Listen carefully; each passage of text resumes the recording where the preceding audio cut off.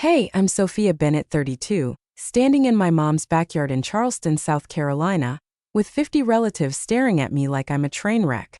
My sister Claire, 3 years older, just dropped a bomb at mom's 60th birthday party. She's got that fake concerned look, microphone in hand, telling everyone I'm a broke loser who's tanked her life with debt. Sophia's bankrupt, she says, voice dripping with pity.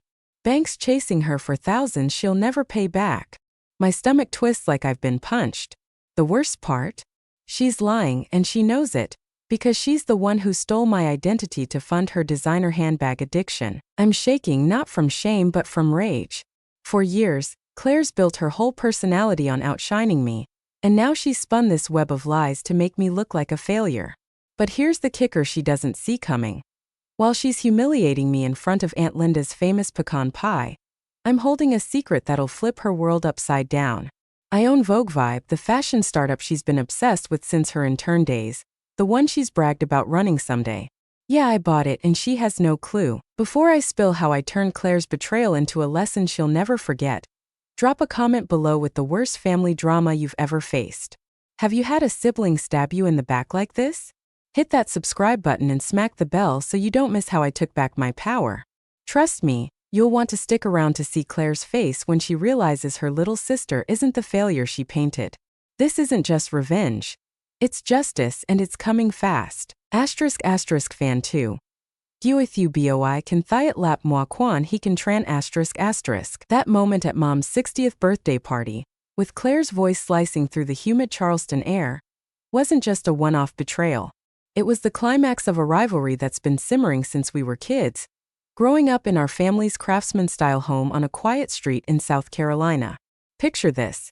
Every summer our backyard transformed into a southern spectacle, string lights, barbecue ribs and 50-plus relatives swapping stories. Those gatherings were where Claire and I learned to navigate our roles. I was the quiet one, always planning, while Claire was the peacock, strutting for attention. Back when I was 7, I spent weeks perfecting a speech for a school contest about coastal conservation. I won first place, my little heart bursting with pride. But at the family cookout that weekend, Claire, 10 and already a master at stealing the spotlight, told our cousin she'd coached me through every word because I was too shy to write it alone. I stood there, clutching my ribbon, too stunned to correct her. That was our pattern. I'd build something and Claire would claim it or tear it down. By high school it got worse. When I earned a scholarship to the University of South Carolina for business, Claire told Aunt Linda she'd tutored me for the entrance exam. Never mind that she barely graduated high school herself, too busy chasing parties and popularity. Our parents, Tom and Ellen, didn't help. They'd call Claire's antics high-spirited and tell me to be the bigger person. She's just expressive, Mom would say, smoothing things over with her famous peach cobbler. Dad, always tinkering in his garage, would nod and say, "Don't take it personal, kid." But it was personal. Claire's need to outshine me wasn't just sibling rivalry, it was her identity. She craved the designer dresses, the Instagram likes, the illusion of being Charleston's next big thing.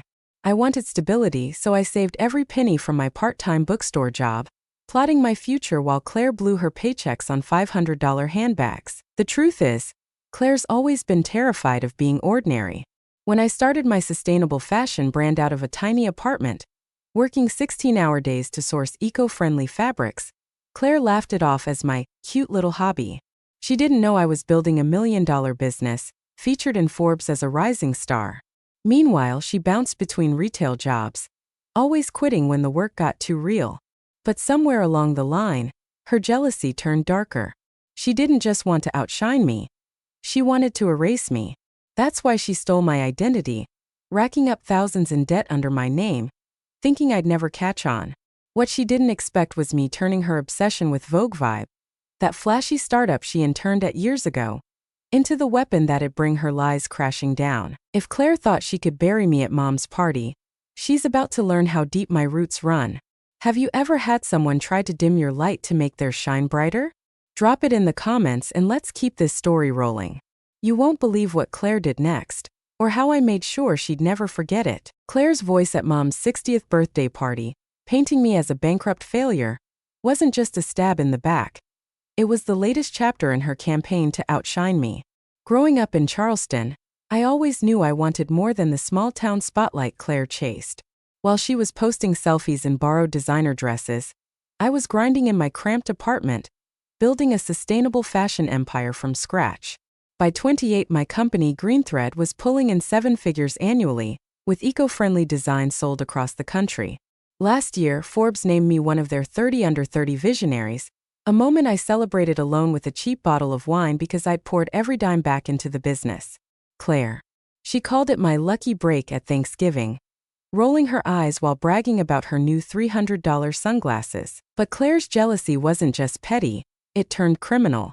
6 months ago, I started getting calls from banks about overdue credit card balances I never opened. Thousands in charges for luxury bags, spa weekends, and first-class flights to Miami piled up under my name. My credit score tanked and my accountant found the trail. Claire had stolen my social security number, probably from snooping through my mail during one of her sisterly visits. I caught her once rifling through my desk, but she laughed it off, saying she was just curious. I should have locked my files, but I never imagined she'd sink that low. The betrayal stung worse than the financial mess. While I was scrambling to freeze accounts and file police reports, Claire was living large, posting Instagram stories from 5-star hotels, all on my dime. What Claire didn't know was that I was quietly building a bigger play. A year ago, I learned VogueVibe, the Charleston-based fashion startup she'd interned at and never stopped obsessing over, was struggling. Claire used to gush about running it someday, claiming her vision would make it the next big thing. When it hit the market for sale, I saw my chance. I worked 16-hour days, secured investors, and bought it through a shell company to keep my name off the records.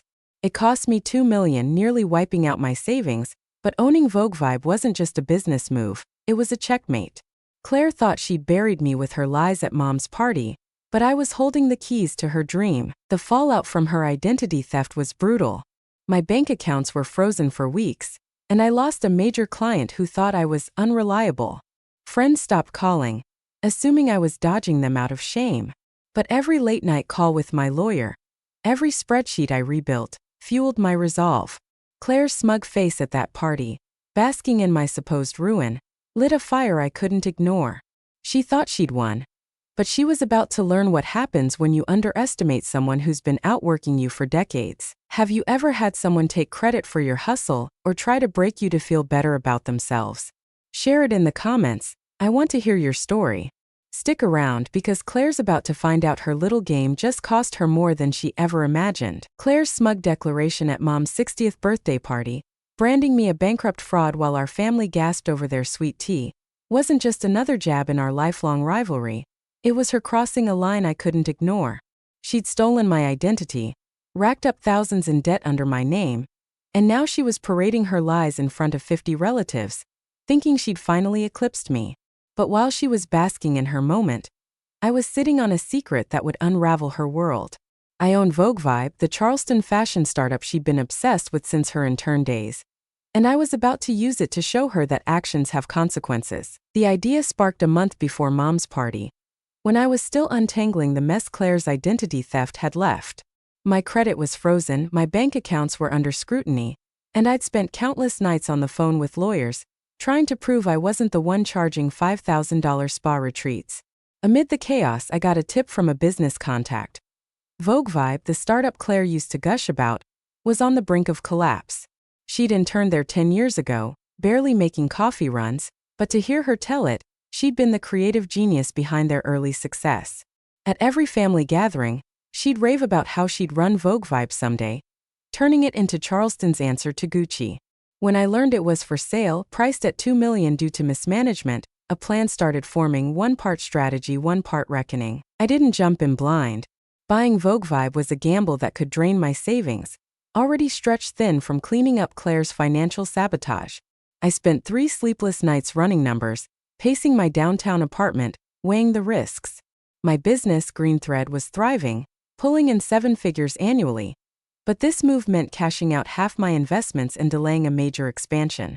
I called my financial advisor, Sarah, who warned me it was a bold play. "You sure this isn't personal?" she asked. I hesitated. Was I doing this to save a struggling startup or to settle a score? The truth was, it was both.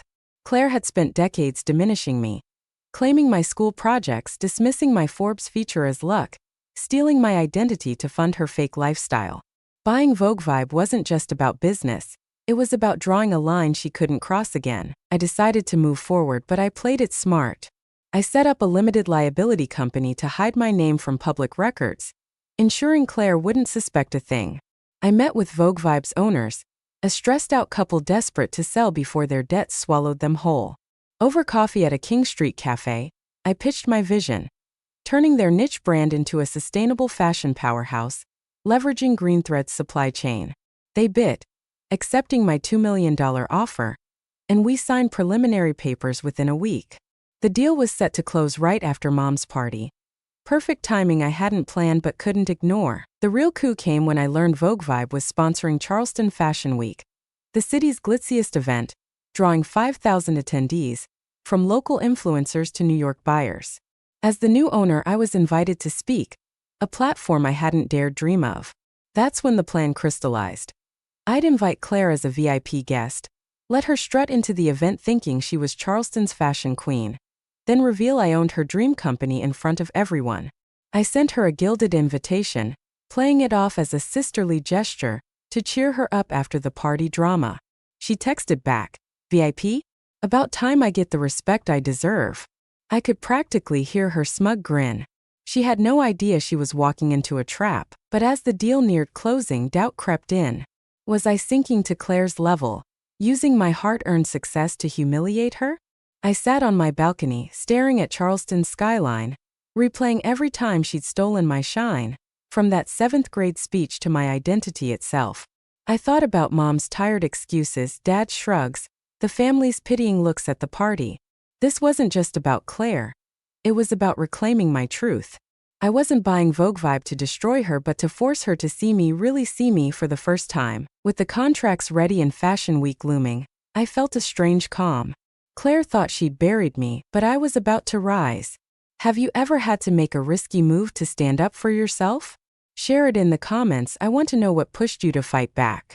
Stay tuned, because Claire's about to learn that stealing my identity was the biggest mistake of her life. The sting of Claire's words at Mom's 60th birthday party, labeling me a bankrupt fraud in front of our entire Charleston clan, was still raw as I gripped my sweet tea, forcing a smile to hide the fury boiling inside. Her public betrayal wasn't just a spontaneous jab. It was a calculated move, built on the identity theft she'd been pulling off for months, racking up thousands in debt under my name. She thought she'd finally crushed me, oblivious to the fact that I'd just bought VogueVibe, her dream fashion startup, and was planning to turn her lies into her undoing at Charleston Fashion Week. But that moment at the party, with 50 relatives staring, was the darkest hour of our rivalry, and it tested every ounce of my restraint. The backyard was a southern summer classic, string lights twinkling, Dad's barbecue ribs sizzling, and Mom's peach cobbler drawing a crowd. But the festive vibe shattered when Claire grabbed the microphone, her voice syrupy with fake concern.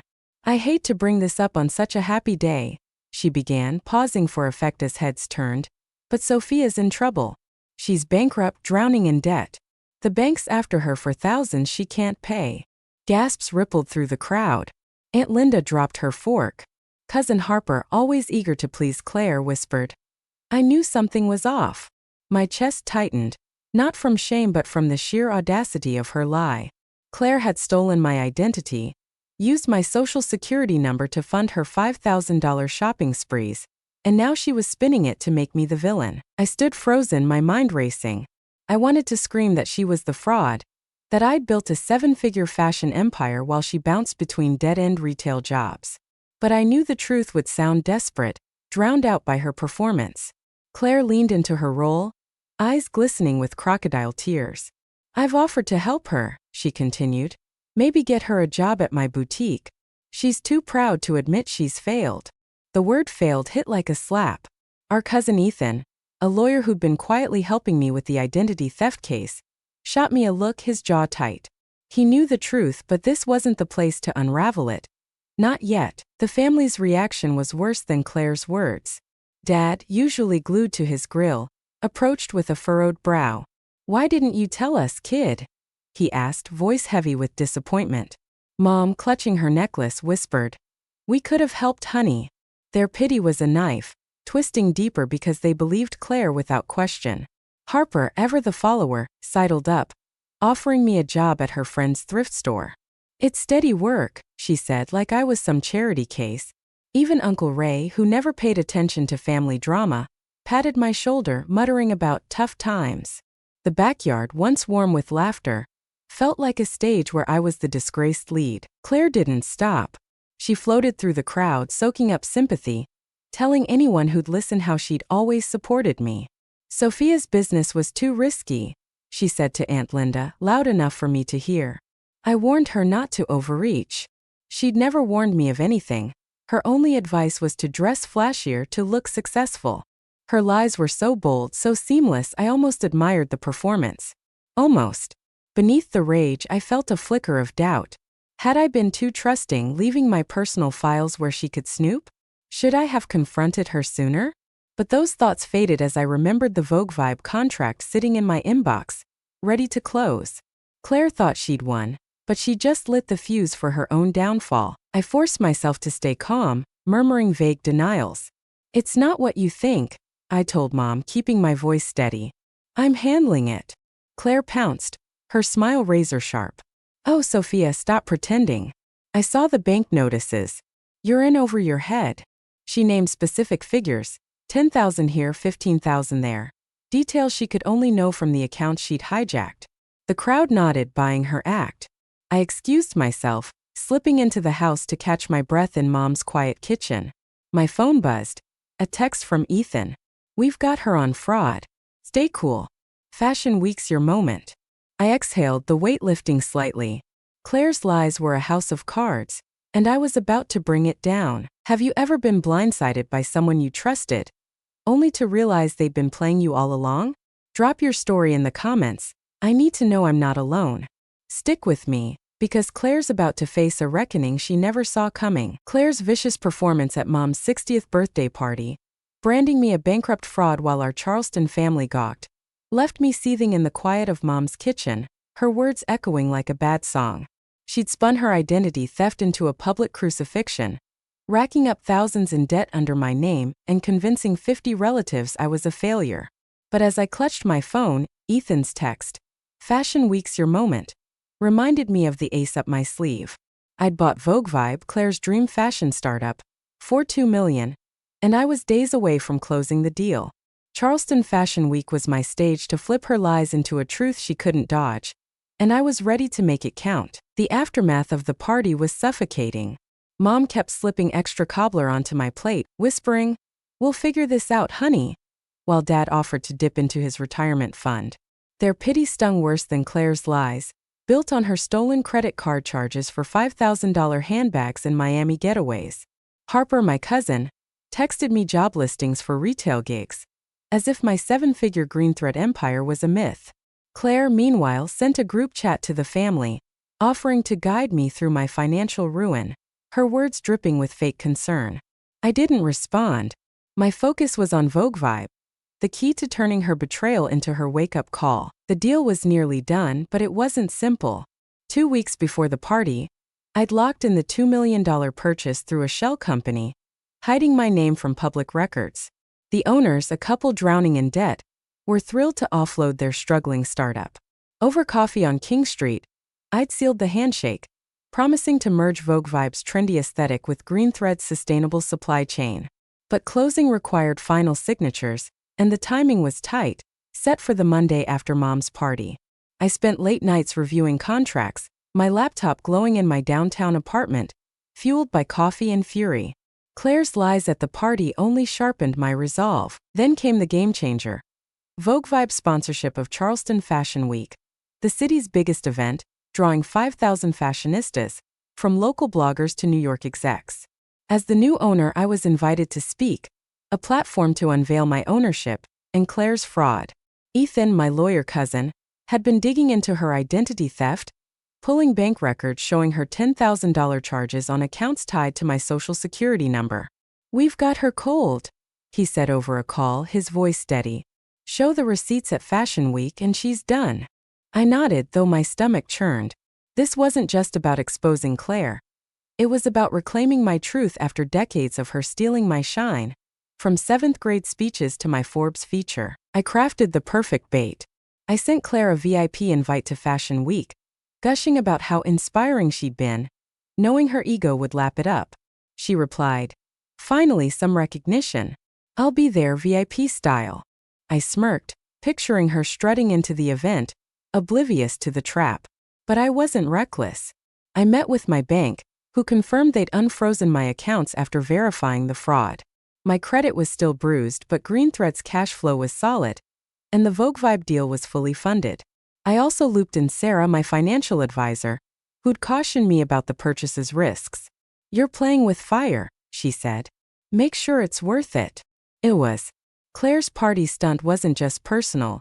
It was a declaration of war, and I was armed. Doubt crept in as the event neared. Was I stooping to Claire's level, orchestrating a public takedown? I paced my balcony, Charleston's skyline glittering below, replaying her lies. Sophia's bankrupt, too proud to admit she's failed. I thought of Mom's worried eyes, Dad's offer to bail me out, the family's whispers. This wasn't revenge, it was justice. Claire had spent 35 years dimming my light, from claiming my school projects to stealing my identity. Fashion Week was my chance to shine. Not just for me but for every time I'd swallowed her slights to keep the peace. With the contracts signed and Ethan's evidence ready, I felt a surge of clarity. Claire thought she'd buried me, but I was about to rise from the ashes. Have you ever had to plan the perfect moment to stand up to someone who's wronged you? Share your story in the comments. I'd love to hear how you fought back. Stay locked in because Claire's about to walk into a truth she can't spin her way out of. The sting of Claire's lies at Mom's 60th birthday party, where she branded me a bankrupt fraud before 50 relatives, fueled every step I took toward Charleston Fashion Week. She'd stolen my identity, racked up $10,000 in debt under my name, and thought she'd won by humiliating me. But I'd turned her betrayal into my weapon, buying VogueVibe, her dream fashion startup, for $2 million through a shell company. The contracts were signed, my bank accounts unfrozen, and Ethan, my lawyer cousin, had ironclad proof of her fraud. Now at Fashion Week with 5,000 eyes watching, I was ready to expose Claire's lies and reclaim my truth in a way she'd never forget. The event buzzed under Charleston's starlit sky, a sea of sequins and camera flashes at the Gallard Center. I'd invited Claire as a VIP, baiting her ego with a gilded ticket she couldn't resist. She arrived, strutting in a borrowed $600 dress, her Instagram stories already boasting about her exclusive invite. She mingled with local influencers, dropping VogueVibe's name like she owned it, claiming her intern days there made her the startup's unofficial muse. I watched from backstage, my pulse steady, Ethan's folder of bank records tucked under my arm. Claire thought she was the star tonight, but the spotlight was about to turn. As the new owner of VogueVibe, I was slated to speak after the runway show, a platform I'd orchestrated to perfection. The crowd roared as models sashayed in sustainable designs, some from my GreenThread line, a detail Claire didn't notice. When the MC introduced me, I stepped onto the stage, the weight of 32 years of rivalry settling in my chest. "Thank you, Charleston," I began, my voice clear over the applause. "I'm here to announce VogueVibe's new chapter under its new owner, me." The room erupted, cameras flashing, but my eyes locked on Claire, front row, her smile freezing like cracked glass. I didn't hesitate. "VogueVibe's revival is personal," I said, holding up Ethan's folder. "Because someone close to me tried to bury my success by stealing my identity." Murmurs rippled through the crowd. Claire's face drained of color, her clutch slipping to the floor. I projected bank statements onto the screen behind me, showing $10,000 in charges for luxury goods, all tied to my social security number. "These debts," I continued, "were racked up by my sister Claire, who claimed at our mom's birthday party that I was bankrupt." Gasps echoed, heads swiveling toward her. Claire stood, stammering, "This is a misunderstanding." But her voice cracked under the weight of 5,000 stares. Ethan stepped forward, calm and commanding, handing the MC a notarized affidavit. "These documents," he said, "prove Claire used Sophia's identity for fraudulent purchases, including 5,000 in handbags and 3,000 in travel." The screen flashed receipts, each one a nail in her coffin. Claire tried to bolt, but security, tipped off by Ethan, blocked her path. "I was helping her." she shouted, desperation clawing through her facade. Sophia asked me to manage her cards. The lie was laughable, and the crowd knew it. Influencers were already tweeting. Hashtags like #VogueVibe drama trending in real time. I took a breath, steadying myself. This wasn't just about exposing Claire. It was about rewriting the narrative she'd spun for decades. I built Greenthread from nothing, I said. A 7-figure business that funded VogueVibe's purchase. Claire called it a hobby, stole my identity to live a life she couldn't afford, then lied to our family to dim my light. But truth doesn't stay buried. The crowd cheered, some standing, their applause drowning Claire's protests. I saw Mom and Dad in the audience, invited last minute, their faces a mix of shock and shame. Mom clutched Dad's arm, tears in her eyes, finally seeing Claire's true colors. Claire sank into her seat, head bowed, the fight gone out of her. I could have stopped there, let her drown in her humiliation, but a pang of pity hit me. She was my sister, the one who'd braided my hair at 10, even if she'd spent 35 years trying to outshine me. I softened my tone. This isn't about revenge, I said. It's about accountability. Claire, I hope you'll face this and make it right. The crowd quieted, sensing the shift. Ethan handed her a cease and desist letter, a warning to stop her fraud or face charges.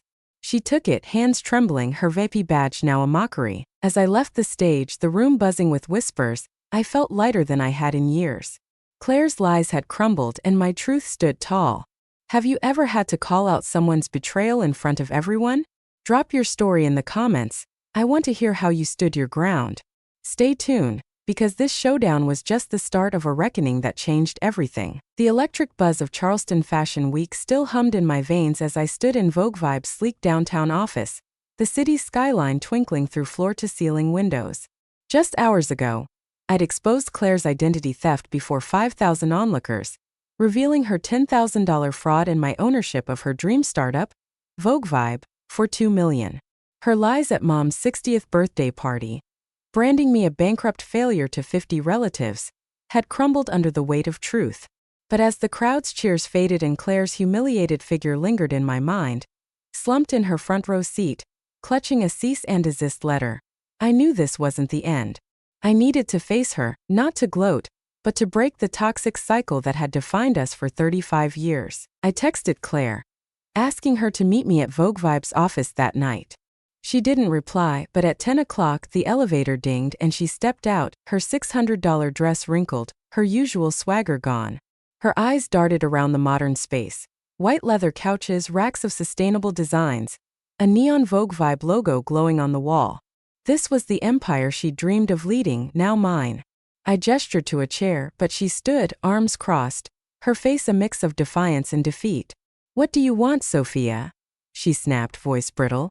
"You already got your revenge." I leaned against my desk, steadying myself. "This isn't about revenge, Claire. It's about us." Her scoff cut through the air, but I pressed on. "You stole my identity, racked up $10,000 in debt, then lied to our family at Mom's party, saying I was bankrupt. Why?" Her lips tightened, but I didn't let up. "You've been doing this since we were kids, claiming my 7th grade speech, dismissing my Forbes feature, always needing to be better than me. I deserve to know why." Silence stretched, heavy with decades of unspoken resentment. Finally, she sank into the chair, her voice low. "Because you make it look easy," she said. "Greenthread, VogueVibe, all of it. You're the golden child and I'm nothing." Her words hit like a punch. Claire, the sister who'd strutted through Charleston like a queen, felt like nothing? I saw her at 10 braiding my hair before a school dance, and at 15 crying when her first boyfriend dumped her. But those memories clashed with her betrayal. Snooping through my files, charging $5,000 handbags, humiliating me at Mom's party. "You're not nothing," I said. "But you can't build yourself up by tearing me down." Stealing my identity wasn't just a mistake, it was a crime. She flinched, eyes glistening. "I didn't mean for it to go that far," she whispered. "I was drowning, credit cards maxed, rent overdue. I saw your files and I thought I could borrow your name just for a bit." "Borrow?" My voice sharpened. "You cost me clients, froze my accounts, made Mom and Dad think I failed. You didn't borrow, you stole." She looked away, a tear streaking her cheek. "I'm sorry," she said, barely audible. "I was jealous. You're 32 running empires. I'm 35 folding shirts at a boutique, pretending I'm someone I'm not. Her honesty disarmed me. For the first time I saw the Claire beneath the facade. Not the peacock, but a woman scared of fading into obscurity. I took a breath, softening. I miss my sister Claire, the one who taught me to French braid, who stayed up with me during thunderstorms. Not the one who lies to win. Her eyes met mine, vulnerable, no mask. I miss her too, she said. I slid a folder across the desk, VogueVibe's org chart, with a new role, social media director. You're good with people with trends, I said. Work here, but there are rules. No more lies, no more stealing. Be honest about your finances, your mistakes. And you need to tell mom, dad, and the family the truth about what you did. Her eyes widened. You'd let me work here? After everything? I nodded. Not because you deserve it, but because I believe you can change. But it starts with accountability. She stared at the folder, hands trembling. They'll hate me, she said, voice breaking. Maybe, I replied. But owning your mistakes is the only way to move forward. I'll help you, budgeting, therapy, whatever you need. But you have to meet me halfway. For a moment I thought she'd refuse, her pride too bruised. Then she nodded, a small, shaky gesture. Okay, she said. I'll try. We sat in silence, the city's hum outside. It wasn't a fairy tale fix, but it was a start. Have you ever given someone a second chance after they betrayed you? Share your story in the comments, I want to know how it turned out. Stick with me, because Claire's next move will show if she's ready to rebuild, or if old habits die hard. The raw honesty in Claire's eyes at VogueVibe's office, where she admitted to stealing my identity and racking up $10,000 debts, marked a turning point after her crushing exposure at Charleston Fashion Week. I'd offered her a job at the $2 million startup I'd bought, her dream company, and a chance to rebuild as sisters, not rivals, if she owned her lies from mom's 60th birthday party. A week later, we hosted a family at VogueVibe's showroom, its racks of sustainable designs gleaming under soft lights. To set the record straight, Claire stood before 30 relatives, her usual flash absent, replaced by a simple blouse. She gripped a microphone, voice trembling. I owe you an apology, she said, eyes on mom and dad. At mom's party I said Sophia was bankrupt. That was a lie. I stole her identity, ran up $10,000 in debt, and humiliated her to feel better about myself. Gasps broke the silence. Mom's hand clutched dad's, her face tight. Claire continued. Sophia's green thread is a 7-figure empire. She bought VogueVibe, a dream I claimed as mine. I was jealous, and I hurt her worst of all. I stood beside her, heart pounding. Claire's words weren't polished, but they were real. I'm working here now, she said, gesturing to the showroom, because Sophia gave me a chance I didn't earn. I'm sorry for the pain I caused. She turned to me, eyes glistening. Thank you for seeing me. The room softened. Mom rushed forward, hugging Claire, tears falling. Dad cleared his throat, nodding at me, pride in his eyes. Cousin Ethan, who'd backed me with legal proof, clapped, sparking applause. The family mingled, tension from the party fading. Harper apologized for believing Claire's lies. Her thrift store job offer now a sheepish memory. Claire and I shared a look, not fixed but forward. Have you ever seen someone own their mistakes in front of everyone? Drop your story in the comments, I want to hear how it healed or hurt. Stay tuned, because our journey's end holds a lesson that changed everything. Claire's public apology at VogueVibe's showroom, admitting she stole my identity and lied about my bankruptcy at mom's 60th birthday party, closed a painful chapter for our Charleston family. Her raw confession, paired with my $2 million purchase of her dream startup, shifted our 30-year rivalry toward healing. As 30 relatives embraced us, mom's tears and dad's proud nods signaled a new start. But standing in that showroom surrounded by sustainable designs and hope, I realized the real victory wasn't exposing Claire's $10,000 fraud or owning VogueVibe. It was reclaiming our bond and learning what truly matters. This journey taught me that forgiveness isn't erasing pain. It's building a bridge to something better. Claire's working at VogueVibe now, her social media skills shining, and we're slowly becoming sisters again, sharing coffee and tough talks. My green thread empire hit 8 figures this year. But success feels hollow if it's just a scoreboard. Comparing ourselves to others like Claire did steals more than identity, it robs joy. Your worth isn't in outshining someone. It's in being true to yourself. So face family drama head on. Set boundaries, speak your truth, and let go of grudges. Life's too short to carry that weight. Apply this to your own story. If someone's dimmed your light, don't mirror their hate. Build your own path like I did with VogueVibe. Talk it out even if it's messy and focus on your goals, not their games. I'm proof you can rise above betrayal without losing who you are. Have you overcome a family rift or found peace after drama? Share your story in the comments. I'm dying to hear how you did it. If this tale of betrayal and redemption hit home, smash that like button, subscribe, and ring the bell for more. Let's keep inspiring each other to turn pain into power. Claire and I aren't perfect, but we're proof that broken bonds can mend. Charleston's still home, VogueVibe's thriving, and I'm finally free, not from Claire, but from the need to prove anything. Stay with me for more stories of turning setbacks into comebacks, because sometimes the hardest fights lead to the sweetest victories.